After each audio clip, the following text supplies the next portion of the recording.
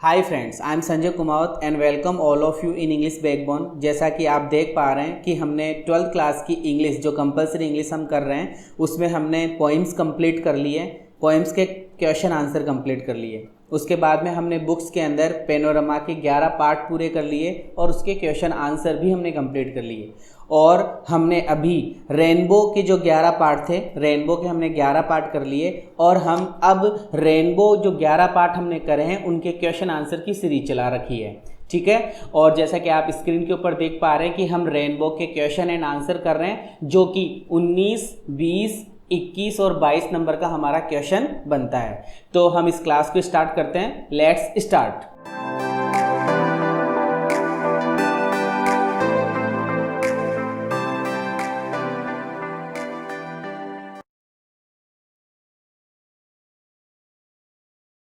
Why was it necessary? Why was it necessary for the narrator to control his feelings?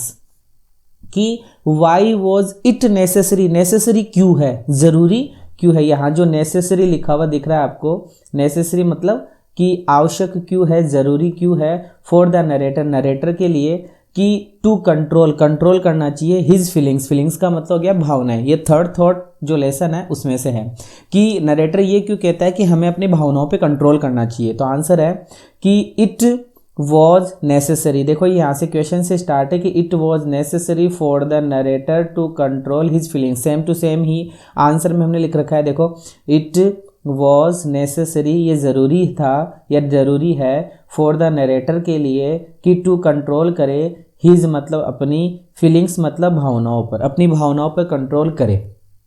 Question में था ऐसा कैसा, हमने answer में लिख दिया कि it was necessary for the narrator, ये नरेटर के लिए आवश्यक था कि टू कंट्रोल करे हिज फीलिंग्स के ऊपर, अपनी भावनाओं के ऊपर कंट्रोल करे। सो दैट, ताकि, कंट्रोल करे ताकि, पास्ट में है तो पास्ट में बन रहा है, ताकि ही माइट, याद रखेंगे आप, एक वर्ड होता है सो दैट। देखो ये सो दैट लिखा हुआ है। सो दैट का एक रूल है कि अगर आप प्रेजेंट में बना रहे हैं सो दैट का वाक्य तो आगे जाकर आता है में, और अगर आप पास्ट में बना रहे हैं तो आगे जाकर आता है माइट। सो दैट मतलब ताकि, कि अपनी भावना पे कंट्रोल कर सके, ताकि ही मतलब वह, माइट डू वेल, डू मतलब करना, वेल मतलब अच्छा, इन हिज न्यू रोल, अपने नई भूमिका में, का के अंदर अच्छा काम कर सके। और नई भूमिका किसकी है? Role of fine art speculator. यहाँ जो आपको स्पेक्यूलेटर दिख रहा है, इस स्पेक्यूलेटर का मतलब होता है सट्टेबाजी करना, सौदेबाजी करना। सट्टा नहीं लगाते क्या क्रिकेट के मैच में, इनमें तो सट्टेबाजी याद करेंगे आप इसको। स्पेक्यूलेटर, स्पेक्यूलेटर, स्पेक्यूलेटर मतलब सट्टेबाजी करना। स्पेक, स्पेक SPECULATOR, स्पेक्यूलेटर मतलब सट्टेबाजी करना। देखिए मैं इसको कितनी बार बोल चुका हूँ, आर्ट स्पेक्यूलेटर मतलब कला की सट्टेबाजी करना। तो he might do well in his new role, वो अपने नई भूमिका के अंदर अच्छा कर सके। ही मतलब वह है, माइट डू मतलब कर सके, वेल मतलब अच्छा, इन हिज न्यू रोल अपनी नई भूमिका में, ऑफ फाइन आर्ट स्पेक्यूलेटर मतलब अच्छी कला की सट्टेबाजी के अंदर वो अपनी भूमिका अच्छे से निभा सके।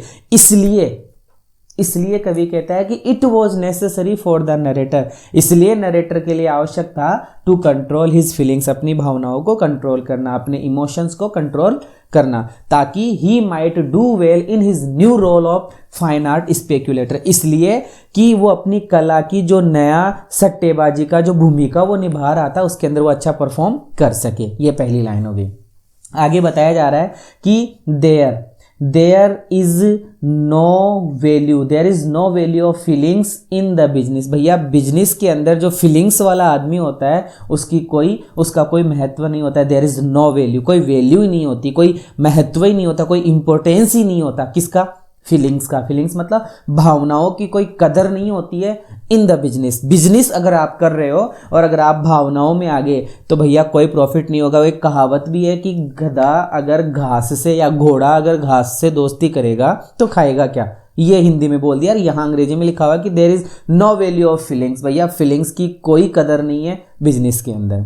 ही रियलाइज, ही कौन? हमारा जो नरेटर है, उस नरेटर को रियलाइज हुआ, उसको महसूस हुआ, ही रियलाइज उसको महसूस हुआ कि impulse is the negation of magnetism, impulse is the negation of magnetism। ये जो लाइन लिखी गई है ये एक फ्रेज टाइप की लाइन है, इसमें इतना ही मीनिंग निकल रहा है कि जो बंदा अगर अपनी फीलिंग्स पे कंट्रोल नहीं कर पाएगा तो भैया वो बिजनेस भी नहीं कर पाएगा। ही रियलाइज दैट, उसको महसूस हुआ, उसने महसूस किया कि impulse is the negation of magnetism, impulse is the negation of magnetism. Impulse negation है किसका? मैग्नेटिज्म का। कि इम्पल्स, इम्पल्स का मतलब आवेग, या आवेग जिसको हम बोलते हैं भावुकता, भावुकता जो होती है वो नेगेशन है। नेगेशन का मतलब होता है नकारना या निषेध है ऑफ मैग्नेटिज्म, और मैग्नेटिज्म का मतलब हो गया सफलता।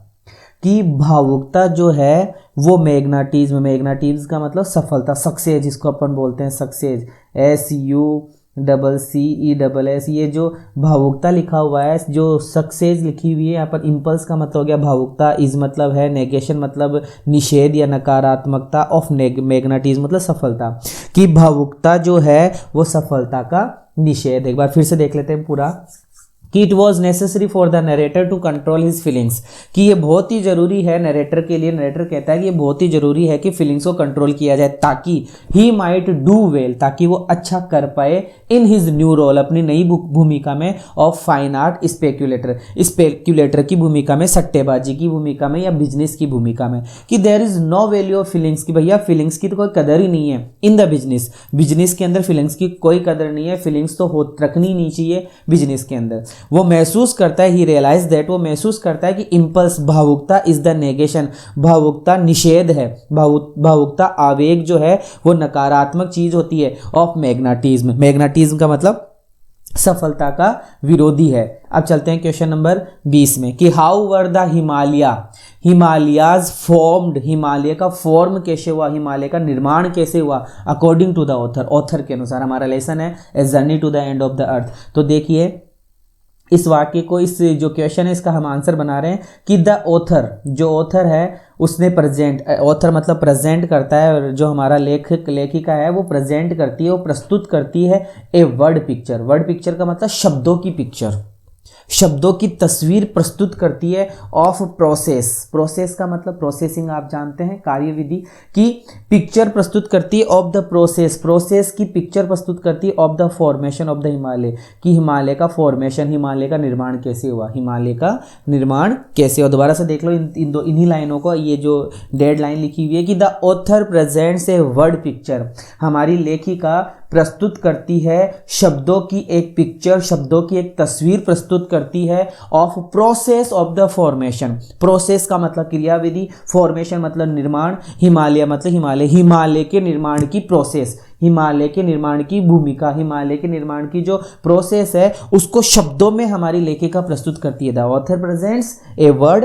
पिक्चर, हमारी लेखिका शब्दों की पिक्चर प्रस्तुत करती है। फिर हमें बताया जा रहा है इंडिया की निर्माण कैसे होता है, कि इंडिया मूव्स, भारत खिसकता है, भारत खिसकता है, हमें बताया जाता है, पास्ट में बताया गया, हमने इसको प्रेजेंट में लिख दिया कि इंडिया मूव्स, इंडिया खिसकता है नॉर्थवर्ड। आप जानते हैं नॉर्थ मतलब उत्तर, कि इंडिया उत्तर की तरफ खिसकता है। जब धीरे धीरे पृथ्वी के अंदर भूकंप वगैरह आए या कुछ भी हुआ, वाइब्रेशन हुआ, तो धीरे धीरे जो इंडिया था वो नॉर्थ की तरफ खिसकने लगा। तो इंडिया मूव्स नॉर्थवर्ड्स, इंडिया उत्तर की तरफ खिसकता है, एंड इट जैम्स, जैम्स का मतलब टक्कर लगाता है, टक्कर लगती है, जैसे दीवार पर अपन बछीड़ खाते हैं जिसको हम टक्कर बोलते हैं, जिससे अगर अपन दीवार से टक्कर खाते हैं तो अपने क्या हो जाता है, बम्बोला नहीं हो जाता का, वैसा का वैसा ही लिखा हुआ है कि इट कौन, भारत, जेम्स का मतलब टकराता है, अगेंस्ट मतलब खिलाफ, और एशिया, आप जानते हैं भारत के नॉर्थ साइड में एशिया है, जैसे भारत एशिया से टकराता है तो एशिया और जब भारत टकराते हैं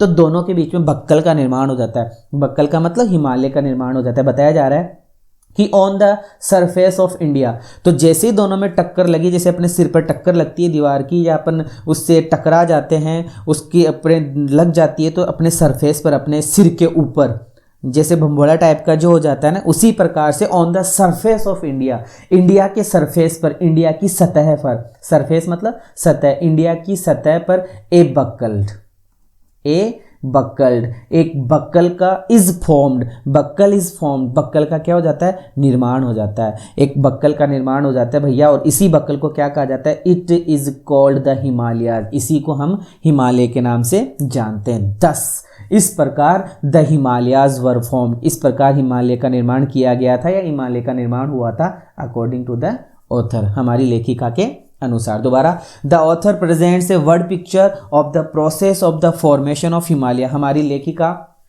शब्दों की एक तस्वीर प्रस्तुत करती है हिमालय के निर्माण की क्रियाविधि की। इंडिया मूव्स नॉर्थवर्ड, भारत उत्तर में खिसकता है। It James Asia, it James against Asia, ये एशिया से टकराता है। On the surface of India, और इंडिया की सरफेस के ऊपर ए बकल इज फॉर्म्ड, एक बकल का निर्माण हो जाता है। It is called the Himalaya, इसी को हम हिमालय के नाम से जानते हैं। 10 इस प्रकार द हिमालयाज वर फॉर्म्ड, इस प्रकार हिमालय का फॉर्मेशन हो जाता है, हिमालय का निर्माण हो जाता है according to the author, author के अनुसार। Which new idea do you gather from the lesson deep water, अब यहाँ डीप वाटर लिखा हुआ है तो समझ गए होंगे कि लेसन कौन सा है, डीप वाटर का है। कि डीप वाटर नामक लेसन में से विच new idea do you gather, कौन सा नया आइडिया, कौन सा नया विचार, do you gather, do you gather का मतलब आपको कौन सा नया विचार देखने को मिलता है, गैदर मतलब इकट्ठा होता है, फ्रॉम द लेसन, इस लेसन से। तो देखते हैं कि द लेसन कि the lesson deep water has various description, deep water नामक लेसन जो है, हैज मतलब रखता है, वेरियस मतलब विभिन्न विभिन्न प्रकार के, और डिस्क्रिप्शन का मतलब वर्णन, विभिन्न विभिन्न प्रकार के वर्णन इस पार्ट में हमें देखने को मिलते हैं। ही वह डिस्क्राइब, हमारा लेखक डिस्क्राइब्स करता है, वर्णन करता है, एन इंसिडेंट, एक घटना, इंसिडेंट का मतलब घटना, एक घटना डिस्क्राइब करता है, और इन विच, और उस घटना में द नरेटर, नरेटर मतलब नरेटर जो वर्णन करता है, हार्डली मतलब मुश्किल से, एस्केप्स मतलब बचता है, फ्रॉम डेथ, डेथ मतलब मृत्यु से। उस घटना के अंदर हमारा जो नरेटर है वो मुश्किल से ही मृत्यु से बचकर आता है, मतलब मृत्यु लगभग उसकी होने वाली ही होती है, उससे बचकर निकलता है, एस्केप होता है, एस्केप का मतलब बचकर निकलता है। एट लास्ट, अंत में, ही फाइंड्स, वो पाता है कि death is not as fearful as the fear of death, कि भैया death is not fearful, death जो होती है, मृत्यु जो होती है वो डरावनी नहीं होती है, as the fear of death, कि डेथ का जो डर होता है, मृत्यु का जो डर होता है ना, वो ज़्यादा डरावना होता है। कि अंत में हमारे कवि को ये पता चलता है कि मृत्यु जो होती है, मरना जो होता है, वो फियरफुल नहीं होता है, जितना कि फियरफुल क्या होता है, मरने का डर होता है। दिस इज न्यू आइडिया, यही तो वो नया आइडिया है, यही तो वो नया विचार है कि this is the new idea, यही वो नया विचार है, नया आइडिया है, विच वी गैदर, जो हम गैदर करते हैं, जो हम इकट्ठा करते हैं, जो हम पाते हैं, ठीक है, फ्रॉम दिस लेसन, इस लेसन से। दोबारा देख लें, दिस लेसन, ये लेसन जो है deep water has various description, इसमें वेरियस डिस्क्रिप्शन है, विभिन्न विभिन्न प्रकार की बातें बताई गई है। ही डिस्क्राइब्स एन इंसिडेंट, वह एक इंसिडेंट डिस्क्राइब करता है, एक घटना प्रस्तुत करता है, घटना बताता है, इन विच, जिसके अंदर नरेटर हार्डली, नरेटर मुश्किल से ही बच पाता है, फ्रॉम डेथ, मृत्यु से। एट लास्ट, अंत में, ही फाइंड्स, वो पाता है, उसे पता चलता है कि death is not as fearful, death इतनी डरावनी नहीं है जितनी की फियर ऑफ डेथ, जितनी की मृत्यु का डर डरावना है। This is the new idea, यही तो वो नया विचार है, विच वी गैदर, जो हम गैदर करते हैं, जिसका हमें पता चलता है, फ्रॉम दिस लेसन, इस लेसन से। Question number 22, how did the narrator reach his present financial success, वापस से थर्ड थॉट का ये क्वेश्चन है, इसमें लिखा हुआ है कि how did the narrator reach, कि नरेटर कैसे रीच कर पाता है, नरेटर कैसे पहुंच पाता है, हिज प्रेजेंट फिनेंशियल सक्सेस, जो उसको प्रेजेंट के अंदर फाइनेंशियल सक्सेस मिलती है, जो फाइनेंस मतलब जो पैसों की उसको सफलता मिलती है, वो कैसे मिली थी उसको, इसके बारे में हमें बताना है। और डिड आया है, और इस डिड से हम समझ सकते हैं कि क्वेश्चन कौन से टेंस में होगा, ये पूरा पास्ट टेंस में क्वेश्चन है, और हम इसका उत्तर भी लगभग पास्ट में लिखेंगे। तो देखते हैं, द नरेटर, जो नरेटर है क्वेश्चन में लिखा हुआ है, रीच्ड, ये भी क्वेश्चन में लिखा हुआ है, हिज प्रेजेंट फिनेंशियल सक्सेस, अपनी फिनेंशियल सक्सेस तक पहुंच पाता है, कैसे, बाय रिव्यूइंग, कैसे पहुंच पाता है, reviewing and mitigating his life's error. बहुत इंपॉर्टेंट लाइन है, यही मेन उत्तर है इस क्वेश्चन का कि the narrator reach his present financial success. जो हमारा लेखक है, नरेटर है, वो अपनी वर्तमान की जो फाइनेंशियल सक्सेस प्राप्त हुई थी, उसको जो सफलता प्राप्त हुई थी, वो कैसे हुई? बाय रिव्यूइंग करके। रिव्यूइंग का मतलब होता है बार बार सोच के, बार बार रिव्यू करके, बार बार सोच के। एंड मिटिगेटिंग, मिटिगेटिंग का मतलब होता है कम करना, लेस करना, कम करके। हिज लाइफ्स एरर, अपने जीवन की गलतियों को कम करके तथा बार बार किसी चीज पर विचार करके उसने ये सफलता प्राप्त की। दोबारा से, बार बार जीवन के अंदर जो उसने गलतियां करी थी, उन गलतियों को कम करके और अपने विचारों को रिव्यू करके, बार बार सोचकर उसने ये सफलता प्राप्त करी थी। तो ध्यान रखना कि बाय रिव्यूइंग, रिव्यू करके, एंड मिटिगेटिंग, मिटिगेटिंग का मतलब कम करके, हिज लाइफ्स एरर्स, अपने जीवन की एरर्स को, अपने जीवन की गलतियों को। दैट इज वाई, ये फ्रेज याद कर लो, ये हर एक क्वेश्चन में लिखा जाता है लगभग आंसर में कि दैट इज वाई, इसी कारण से ही तो, दैट इज वाई, इसी कारण से ही तो, ही मतलब उसने, पुट मतलब डाला, पुट मतलब रखा या डाला, पुट सेकंड फॉर्म है यहाँ पर। ही पुट, अगर वर्ब की फर्स्ट फॉर्म होती है तो ऐसा आता है ना, क्योंकि ही क्या है? सिंगुलर है, और सिंगुलर के साथ में वर्ब कौन सी आती है? सिंगुलर ही आती है। और सिंगुलर वर्ब की सबसे बड़ी पहचान क्या होती है? वर्ब के लास्ट में एस आता है, और इसमें एस नहीं है, इसका मतलब ये सेकंड फॉर्म है, क्योंकि पुट की तीनों फॉर्म्स क्या होती है? पुट पुट पुट, तीनों सेम होती है। तो दैट इज वाई, इसी कारण से, ही मतलब वह, पुट मतलब डाल रखता है, द लेटर मतलब letter, to the dealer, dealer मतलब डीलर को, जिससे उसने पेंटिंग खरीदी थी, उसको वो लेटर लिखता है। अंडर कैसे लिखता है? अंडर बोथ एग्जामिनेशन, जब आपको लेसन पढ़ाया जा रहा था तब ये लाइन बार बार आई थी कि both examination and cross examination. पहले तो उसने एग्जामिनेशन किया, पहले तो उसने जांचा परखा, फिर क्रॉस एग्जामिनेशन, फिर एक बार दोबारा से खोलकर उस बात को उसने जांचा या परखा। तो उसने लेटर कैसे डीलर को लिखा, कैसे डीलर को लिखा, या कैसे डीलर को लेटर डाला उसने? कि बोथ एग्जामिनेशन करके एंड क्रॉस एग्जामिनेशन करके, examination and cross examination. And he decided, और अंत में उसने डिसाइड कर लिया, अंत में उसने निश्चित कर लिया था कि नॉट टू गिव, नहीं दूंगा भाई, नॉट टू गिव, नहीं दूंगा, हिम उसको, हाफ ऑफ द प्रॉफिट, में उसको हाफ प्रॉफिट नहीं दूंगा। लास्ट एंड फाइनल क्वेश्चन दोबारा से देख ले। The narrator reach his present financial success, narrator अपनी वर्तमान की प्रेजेंट फाइनेंशियल जो सक्सेस थी उसको कैसे प्राप्त करता है? रिव्यू करके और मिटिगेटिंग करके, इन हिज लाइफ्स एरर, अपने जीवन की गलतियों को कम करके और बार बार सोच विचार करके।